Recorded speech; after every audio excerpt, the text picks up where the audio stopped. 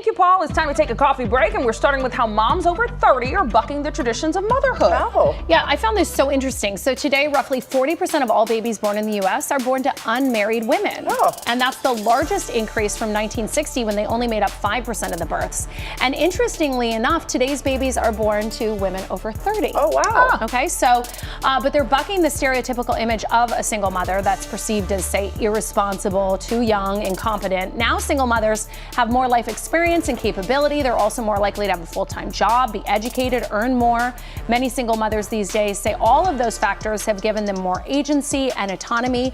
I know women who, didn't find the right partner, but didn't want to, derail their plans of being a mother. So I think they call it like single mother by choice. Yeah. So they go, they have a baby. If they meet someone, great. If they don't, also great. And they just, have their little family unit there. That's where I always give my mother credit. She was like, if you want to have a child, I'll come support you. You don't have to have a man. Yeah. And I thought that was so progressive of her to say that and be willing to do that with me that, it was nice. Yeah, that's I wish very more people forward. thought that way. Yeah, Absolutely. I mean, obviously, families come in all shapes and sizes. I don't think there's one, like having a mother and a father doesn't make it a better household than just a mother or just a father or two mothers or two fathers. Ultimately, just you love the kid. And you can support them, obviously. Kids are very expensive. Yes. I thought babies were expensive, but no, youth sports to puts a whole new spin on But even money. this process, when you start looking into, because a lot of times there's the in vitro aspect and all of the other costs associated with it.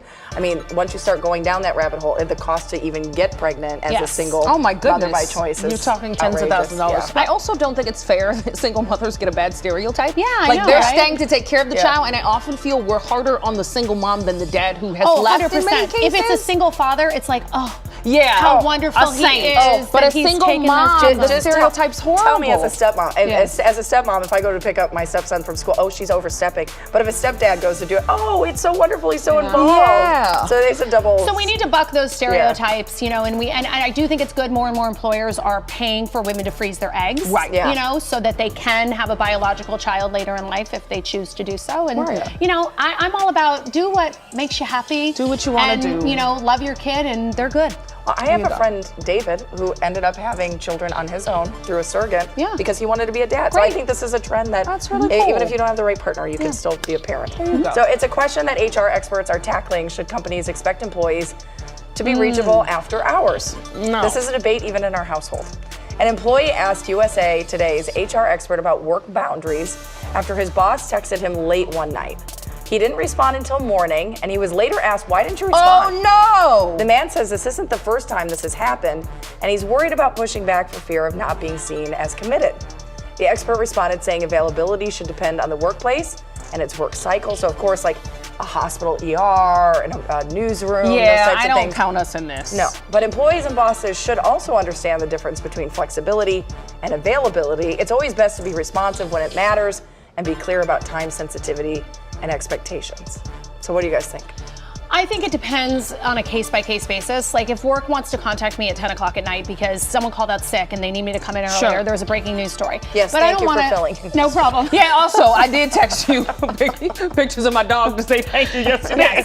I'm happy to be here for you ladies. Yes, thank you, we appreciate but that. But what I wouldn't want is a 10 p.m. text like, hey, where did you put that? If it's not an emergency and can be dealt with the next Right. day. I think across the board, Americans, we're terrible at work-life balance. Our workplaces make it even harder because we absorb some of that guilt. Again, I would exclude my friends who work in healthcare and us in newsrooms, unfortunately. But I think people with regular jobs, I don't think their bosses should be bothering them off the clock. I don't either. No. And if you bring people back into the office and say they can't work from home, then don't make them work from home. Exactly. Well, the interesting thing to me is that I think a boss has more right to contact you If you work from home. any time of day or night if you work from home. No, I agree. And if you don't, but if you've come back into But the if office, you come in the office, then don't boss- talk to me when I walk out of that door. exactly. It's 5 o'clock. I'm gone. I Okay, miss we have to those get days to of a no very, cells and emails. a very All right. important question. Yes. What do actual witches? You are so I couldn't crazy. even say it without laughing. You're so Think obsessed. of the Wicked movie come out. Y'all know I just want an excuse to talk about this movie. So I saw an article this morning talking about people who identify as witches, which I had to look. I'm like, who identifies as witches? Oh, there's people plenty. who are basing their practice on folk traditions and ancient beliefs. Well, some witches are very excited about Wicked. The films have helped move the secret spiritual art of witchcraft into the mainstream. But one witch says witchcraft has become gentrified. Oh, she's mad. Yeah, she thinks movies like Wicked have contributed to over-commercialization and over-consumption of witchcraft, which leads back to a story I did a couple months ago. Remember how people are selling spells on Etsy? There's Etsy witches. So there's she's actual like, spells you can buy? oh yeah, girl. Oh, I didn't know this. We need a Get they Better work? Soon spell. Yes. Is there a rain make a lot spell? of money spell? There probably is. for everything. Yeah, and it's like $5, $10 on But see, Etsy. what qualifies you as a witch? Because I have a lot of crystals. I like to do. I like astrology. Are you I like, telling us you're a witch? I don't know. That's what I'm asking. God. Like spiritual belief. What the criteria seems pretty low. The criteria is very loose. Yeah. So you're parasocial and a witch. I've learned a lot about you today, Jamie.